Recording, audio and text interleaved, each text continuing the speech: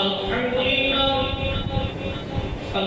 لله نحمده ونستعينه ونستغفره ونؤمن به ونتوكل عليه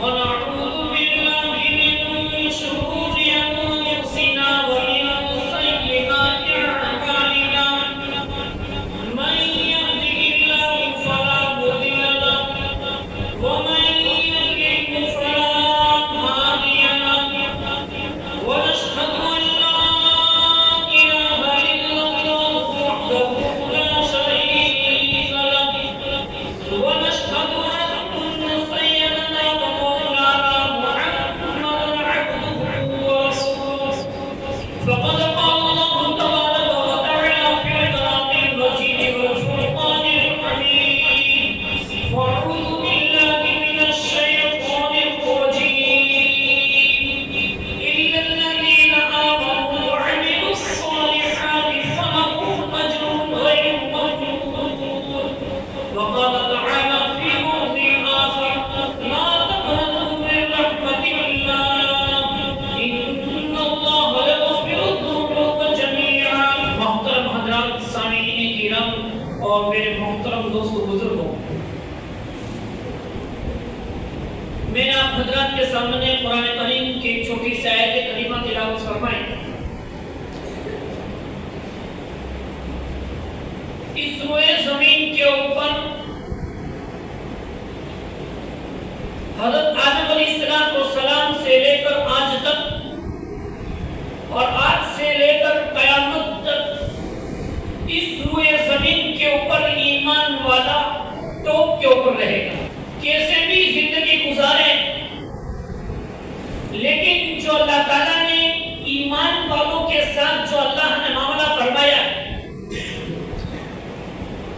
اور جو اللہ تعالیٰ نے اس روئے زمین کے اوپر ایمان والوں کو جو اللہ نے پاور دیا ہے، جو اللہ تعالیٰ نے ایمان والوں کو جو طاقت دی ہے، ایمان والوں کو جو نسبت دی ہے، وہ دنیا کے کسی انسانوں کو، کسی دھرم کو اللہ نے وہ نسبت نہیں دی، وہ عزت نہیں دی.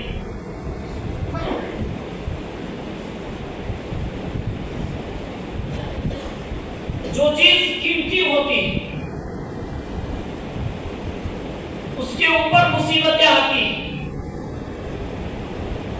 اس کو کھڑا جاتا ہے، اس کو پیٹا جاتا ہے.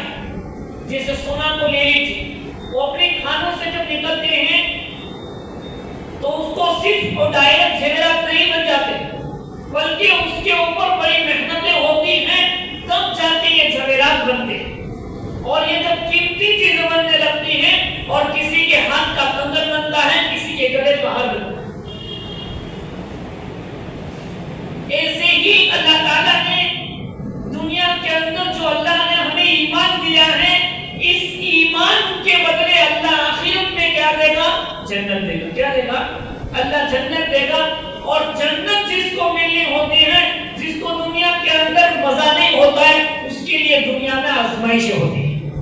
اس لیے حالات کے اعتبار سے مسلمان بالکل کنفیوز ہو چکا ہے کہ اب ہمارا جینا دشوار ہو گیا، اب ہمارا رہنا مشکل ہو گیا. لیکن اللہ فرماتے لا تقنطوا من رحمت اللہ، اللہ کی رحمت سے کبھی مایوس نہیں ہونا چاہیے. اس لیے کہ ہر دور میں ایمان والے کے اوپر حالات آئے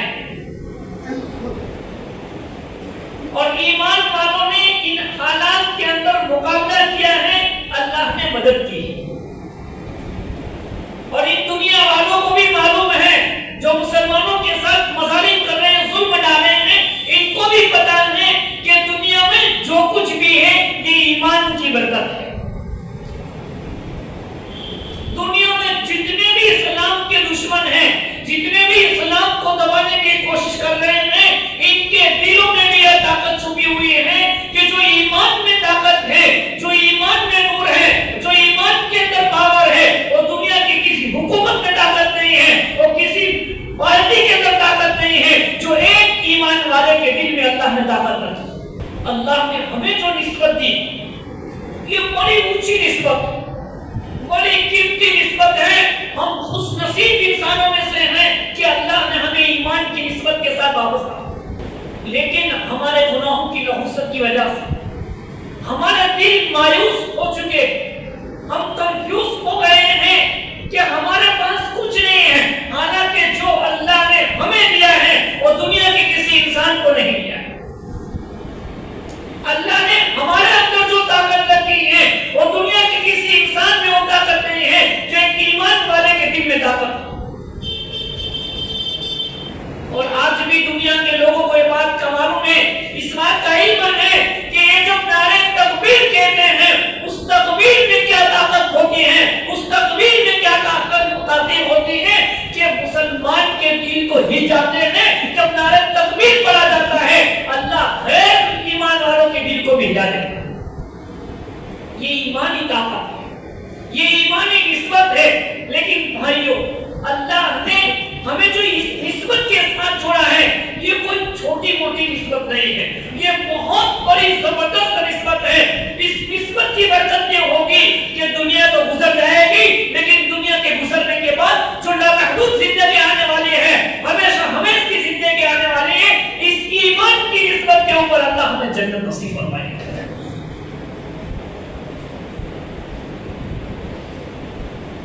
اس پر ایک بات یاد آ گئی، ایک آدمی بڑا شرابی تھا، مالدار تھا، نسبت ہے نا یہ انسان کو بدل دیتی ہے۔ آج ہماری نظروں میں اگر کوئی پیسائی ہے، بڑا ہے، کوئی بڑی ڈگری کا مالک ہے، اگر وہ بڑا ہے اور اس کی بیٹا ہے تو اس کی نسبت سے اس کا اکرام کرتے ہیں۔ اس کو اگر گاؤں میں آ گیا تو کھانا کھلاتے ہیں، پانی پلاتے ہیں، گھر والے کو پانی نہ پلاتے لیکن اس کو ناریل پانی پلاتے ہیں۔ کیوں کہ اس کے بیٹے کی نسبت پی ایس آئی سے لگے ہوئے بڑی عہدے کی نسبت لگ جاتی ہے، انسان اس کی خدمت کرنے لگتا ہے۔ لیکن بھائیوں، جو ایمان کی نسبت ہے، جو ایمان کی طاقت ہے، اس نسبت کا مقابلہ کوئی نہیں کر سکتا۔ اس لیے بھائیوں، کبھی بھی بھول کر بھی کسی بھی ایمان والے کو کبھی بے عزت مت کرنا، اور خاص کر کے کیسی بھی حالت کا انسان ہو، کیسا بھی انسان ہو، لیکن وہ اللہ کی دین کی دعوت لے کر آتا ہو، اس کی نسبت اللہ کے ساتھ لگی ہوئی ہو، اس کو کبھی کمزور مت سمجھنا، اس کو کبھی حقیر مت ماننا، اس لیے کہ اس کی نسبت اللہ کے ساتھ جڑ جاتی ہے۔ ہمارے اندرونی حالات ہوتے، ہمارے اندرونی اختلافات ہوتے، لیکن کوئی آدمی دین کی دعوت کو لے کر آیا، ہم دل میں کیا کہتے ہیں اس کے منہ پر تو نہیں کہتے ہیں، مجھے پتا ہے تو کیسا ہے، ارے تو دل میں بھی یہ مت کہ یہ کیسا ہے، وہ کس نسبت کے ساتھ جڑا ہوا ہے۔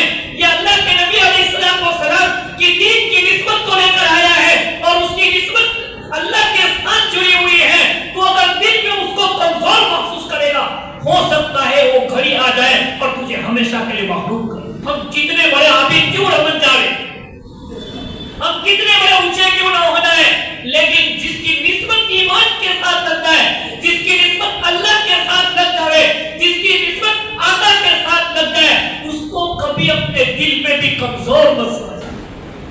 ایک نوجوان تھا، بڑا انسان تھا، مال و دولت کا بڑا نشہ، نسبت جب لگ جاتی ہے انسان کے دل کو بدل دیتی ہے، اور بڑے نشے کے اندر رہتا تھا۔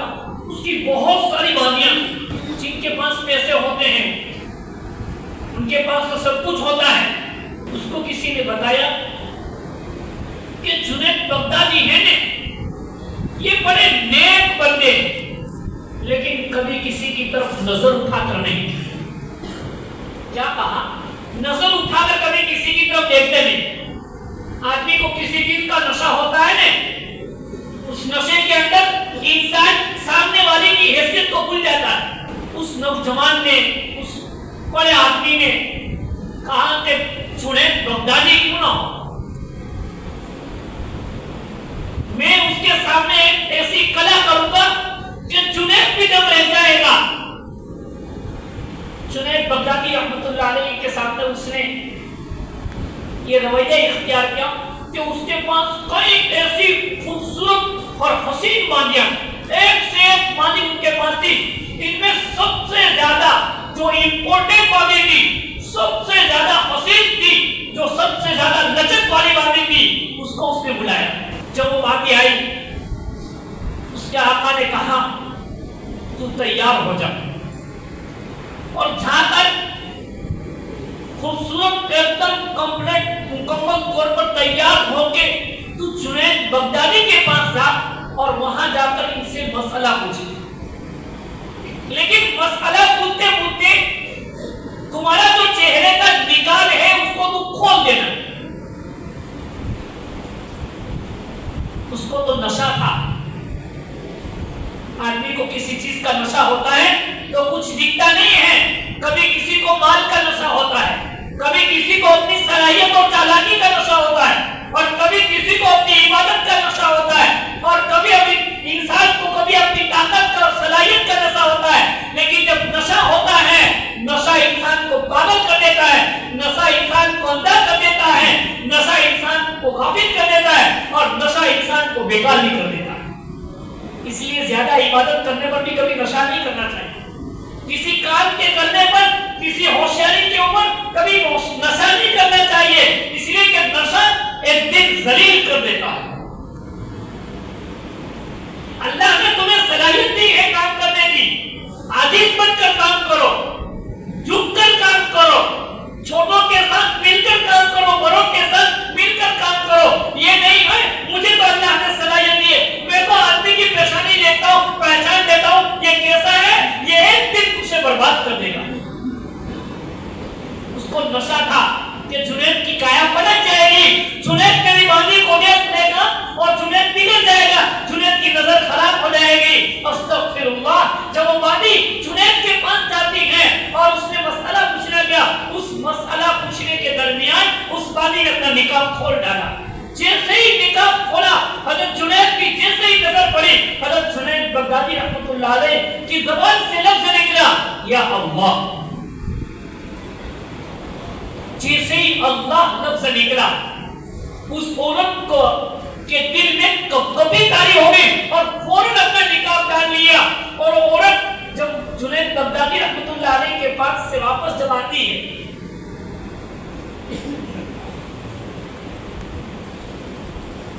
वो तो नशे में था, अभी जुनैद को पानी पानी कर दिया होगा मेरी बानी ने। लेकिन जो बानी वापस आती है, अपने आका को बुलाती है, आओ आज के बाद। उस्मानी ने अपने आका को कहा, आज के बाद मैं तुम्हारे काम की नहीं रही। क्या कहा? आज के बाद मैं तुम्हारे काम की नहीं रही, और आज के बाद तुम्हारे और मेरी निस्बत बदल गई। मैं रात दिन को रोजा रखूंगी, रात को इबादत करूंगी, मैं रहूंगी तेरी बानी, लेकिन मैं तेरे काम हरगिज नहीं आ सकती। क्या कहा? हरगिज कभी मेरे काम नहीं आ सकती। वो जो नशा था, उनको क्या था? नशा था। एक मरतबा अपने दोस्तों के साथ बैठा हुआ था और दोस्तों के साथ बैठे उन्होंने अपनी बात कही कि जुनैद का मैंने क्या बिगाड़ा। क्या कहा? कभी कभी दोस्तों में कभी किसी से तकलीफ हो जाती है तो अपना पेट फोड़ा करने के लिए बात करते हैं। वो अपने दोस्तों की महफिल में बैठा हुआ था और कहा, मैंने जुनैद का क्या बिगाड़ा है, जुनैद ने मेरी बानी पर क्या जादू कर दिया है कि मेरी बानी मेरे काम की न रही। क्या कहा? मेरी बानी मेरे काम की नहीं रही। ये उसकी ताकत नहीं है, ये अल्लाह की निस्बत की ताकत थी। क्या थी? ये अल्लाह लफ्ज़ की ताकत थी। ये जुनैद ये अल्लाह के नेक और बरगुज़ीदा बंदा था, उसकी निस्बत की ताकत थी। अल्लाह ने उसको दिल बदल दिया। भाइयों, अल्लाह ने हमें जो ये ईमान दिया है, ये जो ईमान की जो निस्बत दी है, ये अल्लाह ने जबरदस्त निस्बत दी है। इस ईमानी निस्बत के अंदर अल्लाह ने जो ताक़ीद रखी है, अल्लाह ने जो ताकत रखी है, वो दुनिया के किसी खित्ते में ताकत नहीं है, दुनिया के किसी हुकूमत में ताकत नहीं है, और दुनिया के किसी चाहो छलन के अंदर न मानत में ताकत है, जो ईमान में अल्लाह ने ताकत। एक लफ्ज़ से अल्लाह कितना अतर कर गया। बताओ, निस्बत जब लग जाती है, इसलिए हम अपने ईमान का मुजाहरा करें। ईमान की जब आदमी मुजाहरा करता है, इसलिए ईमान वालों की बात सुनना चाहिए। कभी किसी पास मर्तबा तो हम बड़े अच्छे हो जाते हैं, हम होशियार हो जाते हैं, तो किसी के बयान से गुरेज करते हैं। नहीं, कौन सी बात किसको बदल देंगे।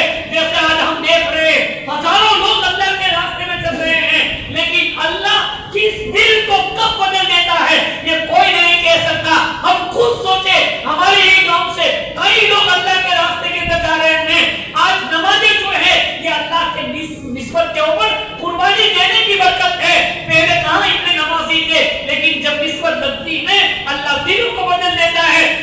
بھائیوں ہم یہ ضرور سوچیں کہ اللہ نے جو مجھے دیا ہے وہ دنیا میں کسی کو نہیں دیا. ہم مایوس نہ ہو. لا تقنطوا من رحمت اللہ. اللہ کی رحمت سے مایوس نہ ہو کہ ہم کو اللہ نے ایمان دیا, ہم تو کمزور ہیں, ہمارے پاس کچھ نہیں ہے. جو ہمارے پاس ہے وہ دنیا کے کسی انسان کے پاس نہیں ہے.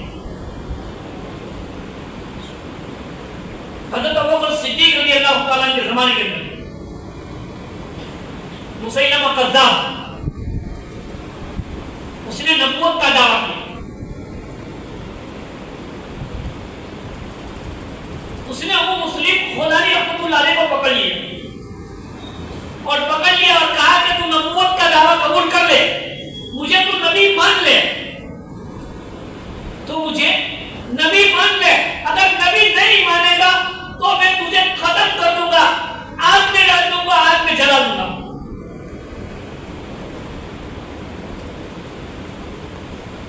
ابو مسلم خولانی رحمۃ اللہ علیہ نے ان کو کیا جواب دیا؟ تجھ سے جو ہو سکے وہ کر لے. کیا کہا؟ تجھ سے جو ہو سکے وہ کر لے.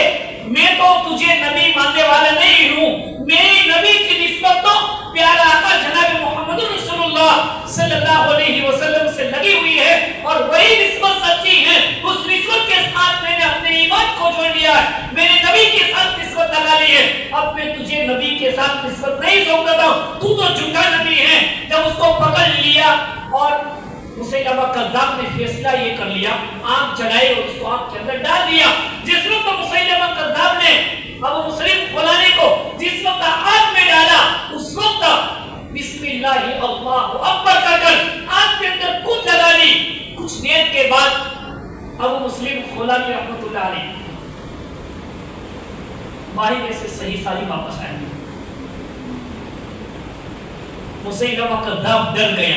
مسیلمہ کذاب ڈر گیا کہ یہ تو بڑا آدمی ہے, یہ تو بڑے اونچے درجے کا آدمی ہے, کہیں اس کی وجہ سے مجھے پکڑ نہ لیا جائے, مجھ پر عذاب نہ آ جائے. اور ڈر گیا اور اس کو کہا کہ میں تجھے آزاد کرتا ہوں, تو چلا جا, تیرے ساتھ کچھ کرنا نہیں ہے. جب وہ مسلم خولانی رحمۃ اللہ علیہ وہاں سے جب آزاد ہو گئے تو انہوں نے دل کے اندر, اللہ تعالیٰ نے ان کے دل میں بات ڈالی کہ میں نے جھوٹے نبی کا مقابلہ ہو گیا, اب تو مجھے سچے نبی کے پاس ضرور جانا چاہیے. انہوں نے وہاں سے سفر شروع کر دیا اور یہ یمامہ سے مدینہ المنورہ جب مسجد میں پہنچے, حضرت عمر نے اجنبی آدمی کی طرح دیکھا تو پوچھا تم کون ہو؟ کہا کہ میں یمامہ کا رہنے والا ہوں. کہا تم اس آدمی کو پہچانتے ہو؟ ابو مسلم خولانی جن کو مسیلمہ کذاب نے آگ میں ڈال دیا تھا. کہا کہ ابو مسلم خولانی میں ہی ہوں, مجھے ہی آگ میں ڈال دیا تھا, لیکن اللہ نے میرے نبی کی نسبت کی برکت سے اللہ نے مجھے آگ سے بچا دیا. آگ میں طاقت ہے, اللہ نے صلاحیت رکھی ہے جلانے کی, لیکن جہاں نبی کی نسبت لگ جاتی ہے, جہاں اللہ کی نسبت لگ جاتی ہے, وہاں ساری چیزیں بند ہو جاتی ہیں.